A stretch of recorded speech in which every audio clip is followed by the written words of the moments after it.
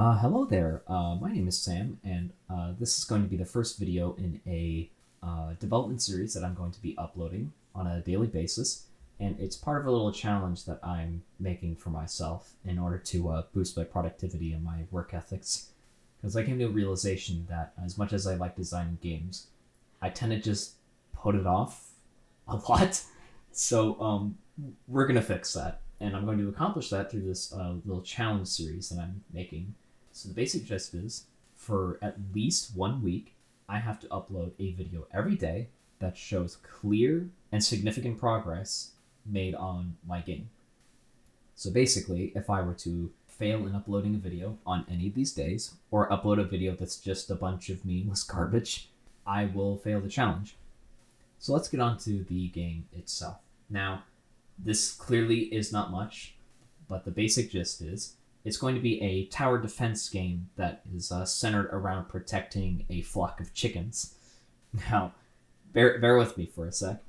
You're going to be defending them in waves, and the core mechanic, of course, is that you're going to be able to place buildings that defend and protect your flock of chickens. And if you lose all your chickens, you lose the game. And there's going to be enemies, and the player is going to be able to shoot at them, and the chickens will lay eggs, which will be your primary source of income, and you can also build facilities to make their lives better, so they produce even more.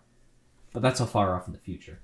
So for the time being, I have actually compiled a short list of a minimum scope features that would be required before I can say that meaningful progress has been accomplished here. And from that point on, I will start iterating and adding more advanced features. Alright, so let's actually test this thing out. This creepy little smiley here, ignore this, but for now I will explain in a sec, but this creepy little smiley guy here,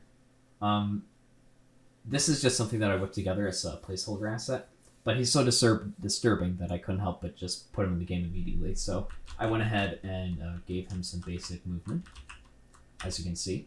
This is going to be top-down, by the way. I feel like I need to mention that. Now, this isn't actually doing anything other than just moving. It can collide with objects, of course, but there's nothing else here. So we're going to focus on this little number, but right here. This is a grid system that, with the wonderful tutorials from CodeMonkey, I am creating a way for the game to determine what can be placed where, what is currently on the map. It's also going to be used for pathfinding.